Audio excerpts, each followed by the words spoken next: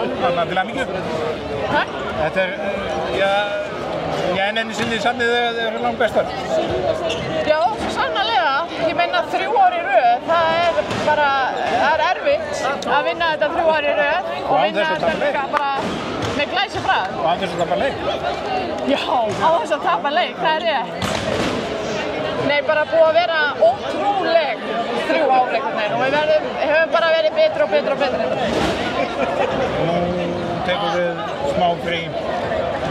Já, kærkomið frí. Þetta er búið að vera ágústlegu vetur. Þetta er búið að vera tímabil. Já, þetta er búið að vera rosalegu vetur. Ég meina að það er búið að vera lítið sem ekkert frí og þegar það er frí þá er Evrópa eða landsliðið eitthvað, þú veist, en samt sem áður þetta er búið að vera ótrúlega skemmtilegt. Gaman þegar það gengur vel.